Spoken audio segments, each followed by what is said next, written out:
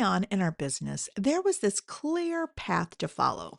It may not have felt clear, but looking back, we can see there was a checklist of sorts to complete that put systems in place that would support us so we could officially say, I am open for business. Once that checklist was completed, it was time to get down to the business of building our business. We networked, collaborated, and of course, sought out new clients and kept a pretty busy schedule trying to fit it all in. All while those systems we set up initially were in the background doing their job. Like me, you might not have checked in on those systems all that much. After all, it wasn't like you didn't have other pressing and more urgent things to take care of. And no doubt what you put into place to get things going has probably served you really well. But here's something that we don't often think about. Those systems we initially put into place to support our business were designed by and for a startup fledgling business. So they may not be fully supporting you today. And that is what we're going to be talking about today on The Solo Grind. Welcome to The Solo Grind, your weekly coffee break for taking a good look at the business you are building with your business bestie by your side.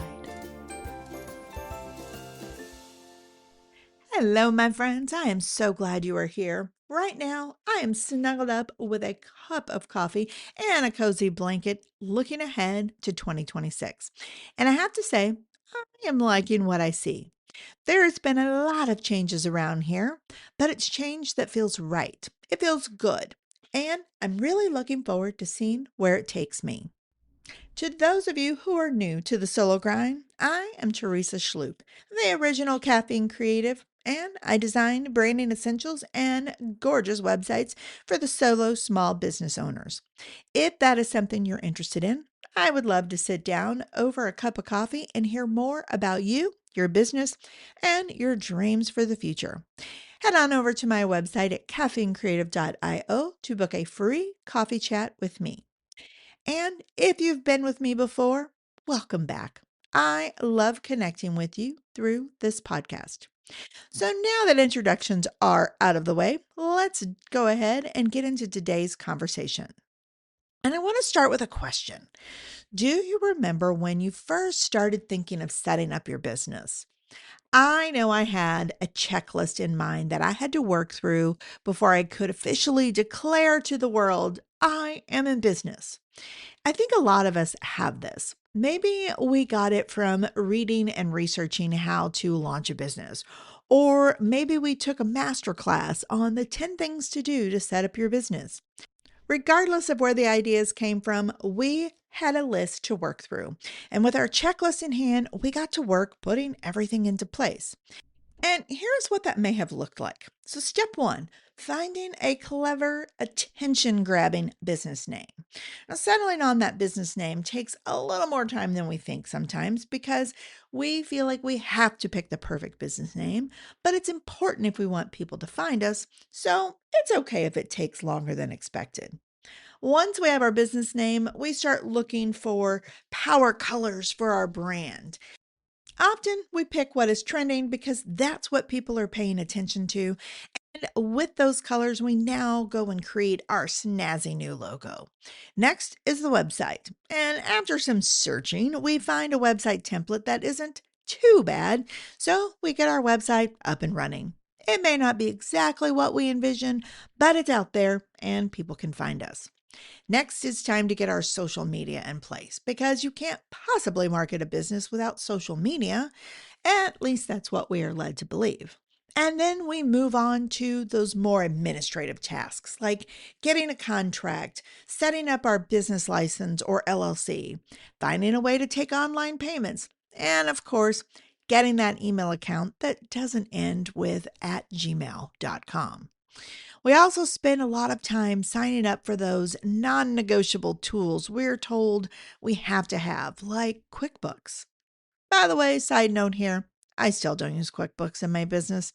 I am by no means bashing QuickBooks. It just isn't the right tool for me.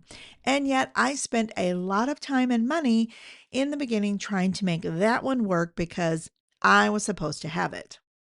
So now finally, our checklist is done. We are exhausted, but we are also feeling pretty smug because our business is set up and we are ready to move into the money making and being successful stage of business. Things aren't perfect, and in some cases, they aren't even ideal, but they are good enough to start building and taking on new clients, new opportunities, and moving our business into the next stage. Once we've done this checklist, there seems to be this illusion or a belief surrounding our set up your business checklist that once we check something off the list, it is done forever and we never need to revisit it again. And yet, that really isn't true.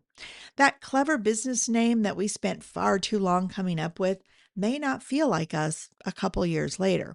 The brand colors we selected just feel icky or boring, or we just plain don't like them. Our logo isn't quite as snazzy as we thought it was, and so many of those administrative things we did just don't fit the business we have today. Now, that foundation we created in the beginning made everything possible for today. And it was really, truly an excellent place to start. It just needs to evolve if it is going to carry the weight of our business growth. So, today, let's take an inventory of what is working, what could use a little fine tuning, and maybe what needs to be considered for an overhaul or replacement so that we can have our business house in order and really have an incredible, amazing 2026 ahead. Now, being a web designer who loves her job, I thought we could start here today. And I want to ask you a quick question. Is your website working hard or is it hardly working? As I see it, your website has a big job to do. It is the full time employee working for you 24 hours a day, 7 days a week. And it should be the hardest working member of your team. So, there are a few job duties that your website needs to fulfill effortlessly. If it isn't, then this would be something to add to your action plan for the year. And here are a few things that I want you to check today.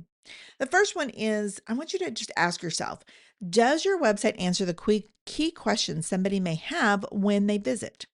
Questions like who you are, what you do, and how do they get started working with you?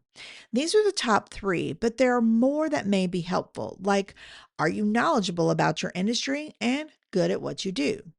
Now, one of the best ways to answer those questions instantly when somebody visits your website is with the navigation or that main menu at the top of the website. Here, you want to provide one clear option for each question people ask. So, for example, who you are would be your About page, what you do, your Services page. How to get started would be your Contact or Booking page. Are you good at what you do? That would be a Portfolio or Case Studies page. Are you knowledgeable about your industry? Your Blog page. And what can your clients expect from you? That could be your process or FAQ page.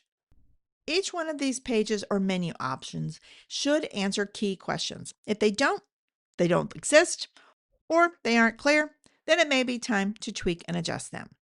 Another area on your website to take a look at is the SEO. I know SEO sounds scary and it can be a very complicated process, which is why it is a full time job for some people. But there are a few things that anyone can do that will support the overall SEO of your website. Things like making sure your location is clear, especially if your target audience is local, adding clear page descriptions so that it's clear what your page is about when you pop up on Google, and optimizing your images by adding alt tags. And if SEO is on your action plan for the year, I have an updated course in my free resource library, Solo Grind Central, to help you do this. I will be sure to add a link to this in the show notes, so go over there and check that out. The last thing I want you to take a look at on your website is your tech. Check your tech. If the technology built into your website is clunky, glitchy, or just not working, it is going to hurt you more than it is going to help you.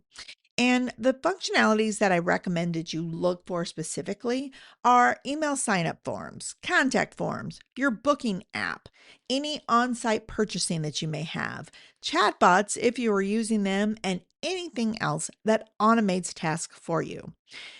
The purpose of those features and why you put them into your website was to make your job easier, but also to create an easy, comfortable, and seamless experience for your website visitors. So, if they're not easy, comfortable, and seamless, they are not doing their job, and you want to fix them or remove them. Now, I actually have a blog coming up later this month where I dig way deeper into making sure that your website is working hard for you. So, be sure to keep an eye out for that as it'll be coming in a couple weeks.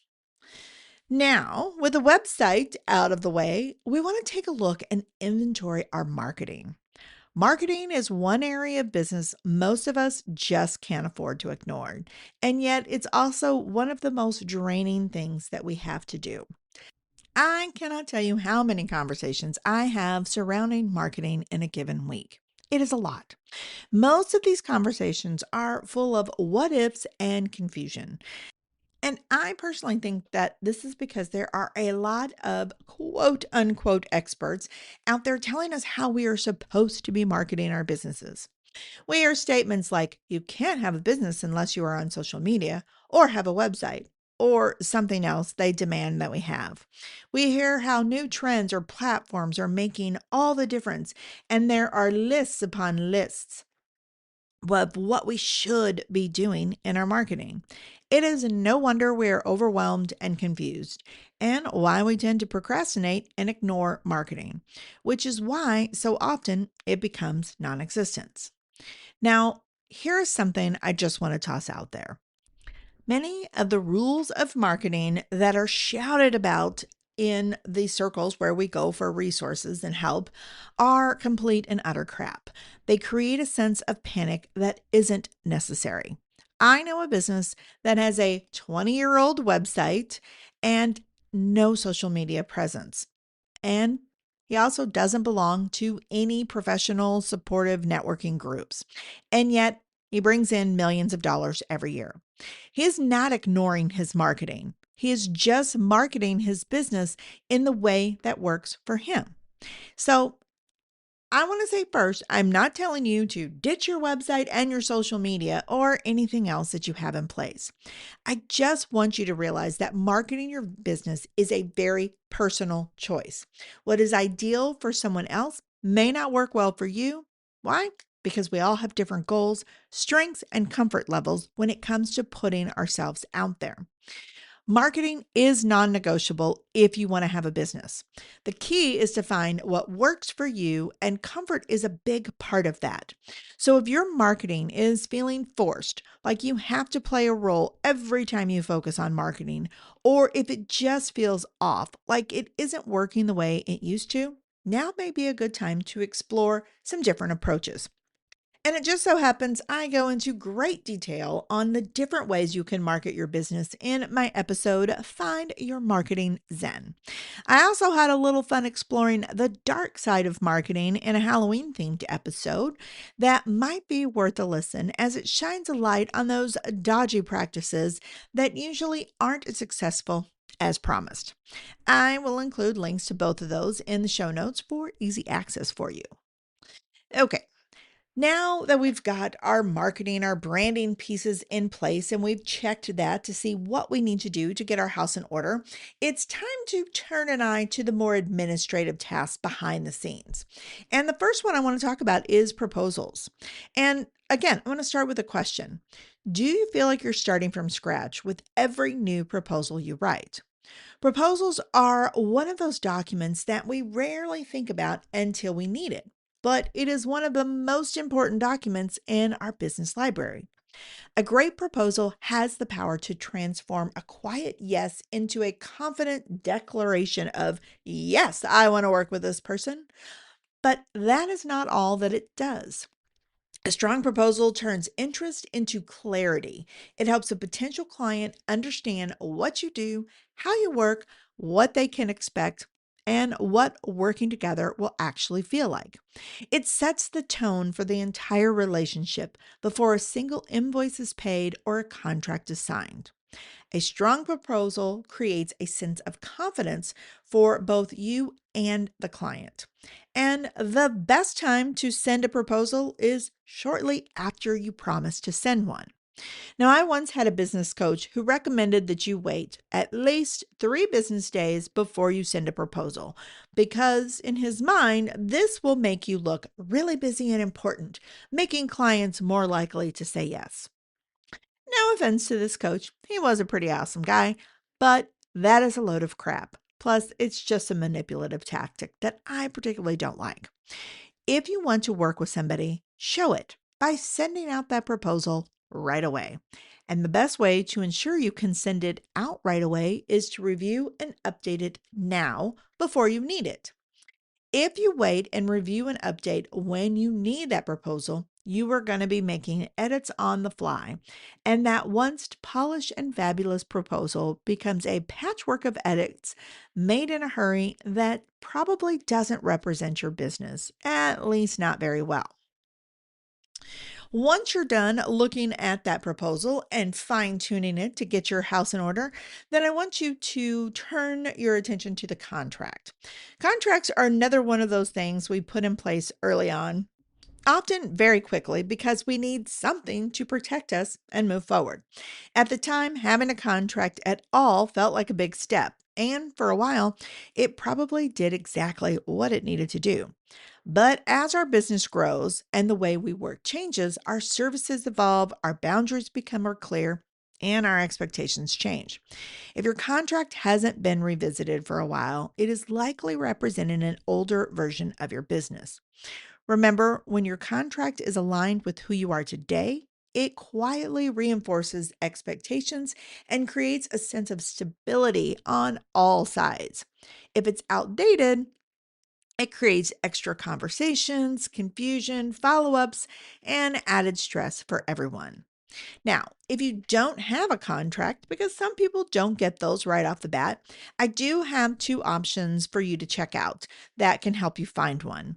The first is specific to interior designers, and it's provided by my good friends at the Profit Insiders Coaching. The second resource is from Lisa Fraley, the legal coach, who is also a lovely woman. And she has quite a few DIY legal templates available for you. Now, links to both of those are also in the show notes today. We are going to have some long show notes today, my friends. All right, so we have looked at our branding aspects, the website and marketing. Now we've looked at those official documents, our proposals and our contracts. Now it's time to take a look at our process. And the very first process that I want to take a look at is onboarding a new client. In my opinion, there are few things more exciting than onboarding a new client. I don't know about you, but when I onboard a new client, I am literally dancing with excitement. Even after all these years, I love making these connections and exploring what is possible for my new client. As excited as I am, I also know this is one of those times when I need to do everything in my power to show up as my very best self. So, my onboarding process has been designed with intention. I personally want to guide my clients through getting started at a pace that feels good to them. And I want each step in the onboarding process to reassure them that they made the right decision by saying yes. So, if bringing in a new client is overly dependent on you remembering what to send and when, it's time for you to map out what you want it to look like and start putting the new pieces in place. If you have it mapped out, but it still doesn't feel very smooth and effortless, then it's time to review. One thing to note about that onboarding process is that you will probably be updating this part of your business more than others, as it is something that you get better at doing as time goes on. Just this morning, I had to tweak one of my processes for launching a website because of a timing issue that caused some confusion. What I really want you to take away from this is to think about the experience you want to create for your clients. Then map out how you can make that happen. When you hit a roadblock in the future, because you will, adjust and move on. And if you need help with streamlining that or automating any part of that onboarding process, be sure to reach out to last week's guest, Tori Chase, who is a whiz at streamlining and automation. Now, the next process system that I want you to take a look at is getting paid. Does getting paid feel easy or is it way too difficult? Now, I realize when we talk about money, some of us just get a little weird, especially women. Money conversations are uncomfortable because it's often tied way too closely to our self worth, which is why I think this is one of the areas that we hesitate to streamline and automate. And well, frankly, we spend way too much on this. There are often too many obstacles in our way of getting paid. Maybe because we are disorganized or don't have a clean process in place. Or maybe it's a psychological barrier getting in the way of getting paid. We're afraid to ask for money because we don't want to sound like we're just in the business for money. Or we don't want to send reminders because we don't want to appear too pushy.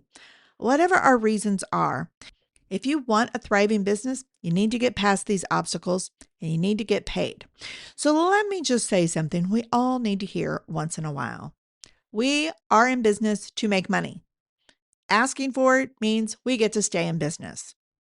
When it comes to collecting money, if invoicing is very manual and difficult, reminders are not being sent automatically, or you're not alerted when an invoice is overdue.